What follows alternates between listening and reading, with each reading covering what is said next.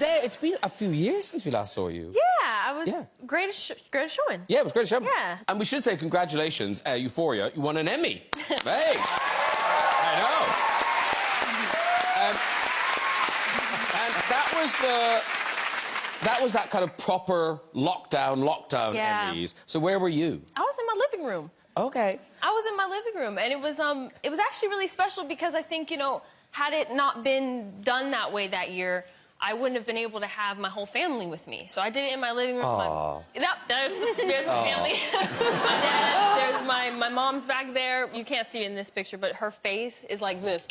Like, it's so cute. My nieces, my little niece, my dog runs out from under the table when everybody starts screaming. It was really, really special. So I got to share it with them, which I couldn't imagine doing that any other way. And if I had done it in a real audience like this in front of everyone, I would just probably thrown up. I don't know what I would have done because I was so nervous. But this was the one, wasn't it, where so how many? There must be 5 nominees. Yeah, I believe so. 5 nominees, Best Actress in a Drama. Yes. But there was someone outside everyone's house. Yes, in a hazmat suit that looked like a tuxedo. It was actually really cute. But what's not cute is everyone, no matter, all the nominees, someone would be in front of their house in the hazmat suit with an Emmy. And if, like that. And if you didn't get it, they would just drive leave. off. Because you're doing lots of press from home. Are you having to do that, kind of pretend that... I mean, Emma and I are both trying to, make our flats look, you know, even more glamorous than they probably actually are. Yeah. Someone commented the other day that we were doing a sort of a Zoom call with various press, and I think on one call, I thought that every time it was a different journalist, but I got that wrong. Because there was this one call where I'd put my flowers just behind me and thought, during the call, should have been thinking about the interview, but was thinking, it's not quite right. It just needs to be sort of shift to the right.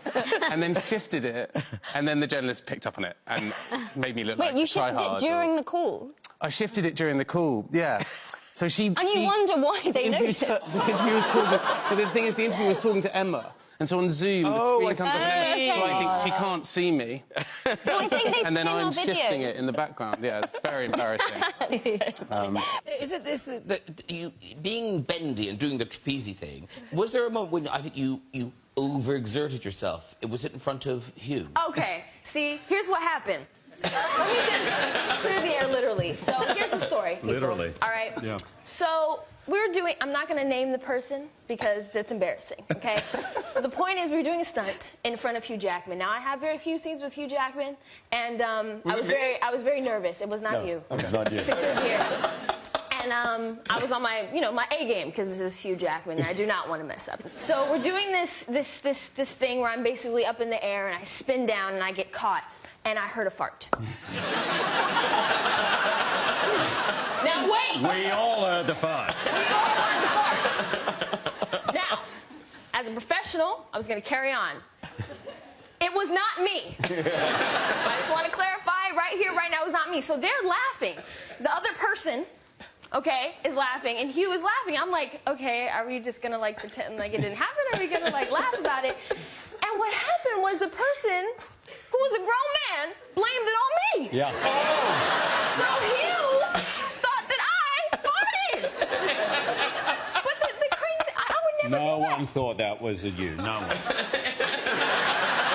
Listen, let me tell you something. Yeah. If I ever farted in front of you, Yeah. it would definitely be silent but deadly. I would never audibly. You know what I'm saying? I'm a lady. Remember to self. You're, I mean, not at all, but you have an old school hobby. Yes. So you knit, but you do more than knit. I tried to start a new hobby while we were shooting Spider-Man. I got one of those, I don't know if you guys have them, but they're like little rugs that you can make. And you basically, yarn by yarn, you attach the thing and color coordinates to a thing. I chose puppies. Okay. And I got about 4 squares in, and I was like, I'm done with this. This is too tedious for me. So I got a little corner of a rug, but that's about it. But who taught you to knit? My mom taught me to knit. All I can do is scarf, so I'm not I can't get you I can't give you a sweater or a vest or anything, but I get you a nice, thick, warm scarf. which is what I made for they're good. everybody.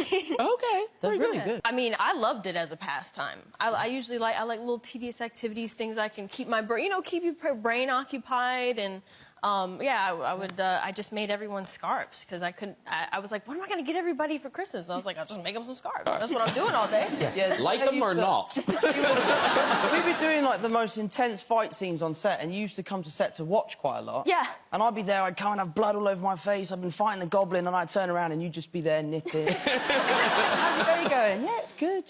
Yeah, but now, Josh, you were the boy. So I went to drama school, and when you go to drama school, you get this list of things you need, equipment you need, and nobody got it. He got it all. You got all the dance. You got all the dance stuff, didn't you? I did, Graham. So, yeah, you get a list at drama school, and yeah, I mean it's things like a man thong, which you do need for It was dancing. called a dance belt in my day. Yeah, dance belt. I think it was in my day. So a dance belt, man thong, and tights and little jazz shoes. Yeah, well, whatever size you take. And on the first day, the trouble was that I'd never done any dancing, and quite a few of the boys. There was only, I think, 7 of us in our year, and the 6 of the others had done quite a bit of dancing, and so we were in the changing rooms, and I can't remember who, and I'm not going to name them on Graham Norton show, but one of them said, "Well, Josh, you know that when you put on tights, you shave your legs before. That's obvious." And I was like, "Oh right, yeah, no, obviously, yeah, but I don't have a shaver." And so they said, "Well, don't worry about that. We've got this cream which burnt off the hairs, hair removal cream." Yeah. So I just started whacking on. yeah. Gone. And and so I started whacking on and noticed that a few people are laughing, and I'm sort of catching them laugh, and then realise everyone else's legs were hairy. So for the first term at drama school, I had one hairy leg and one. And Zendaya, in your story, I'm sort of in awe of what your parents did for you. I mean, how old were you when your parents kind of totally said, right, we're going to back you in your career? No, I was pretty young. I'm super grateful because I had this dream and I wanted to go pursue it, and I had parents who were totally down to support that. And both my parents are teachers, so my dad at the time he basically became like my stage dad, and he would drive me up and back from. I don't know how many people know California very well, but it was like an 8-hour drive from where I'm from to LA. So we would drive up and back during the week sometimes for auditions, callbacks, whatever, until it was actually quite quickly that I got my Disney show when I was a kid. So it's been a slow growth kind of thing, I thankfully didn't. I had a nice protective system around me. My family, my brothers and siblings, we're talking about siblings, but they're all older than me, no fighting in the house. I was basically an only child. It was great. But I have such a great support system, so I got all the protection I needed, and then as I was growing, I got to do it nice and slow and nice and steady. Yes. And in terms of the trapeze skills, I mean, do you still have them? So if, for instance, there was a trapeze, could you just slip your shoes off and get on a thing and just go nuts? I didn't really wear my trapeze outfit today. The heels are a little difficult. Oh, okay. Is that a no? I mean... Oh, is it a yes? Maybe... Listen,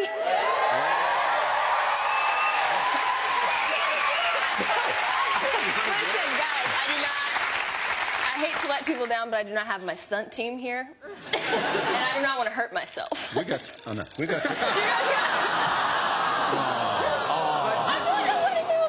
Well, thank you very much. Wait. Yeah, no, the only thing I can do is wiggle my ears. See, already we're thrilled. Oh. Oh, you're really doing it? Oh, they're legit. Oh, she's doing it. That is impressive.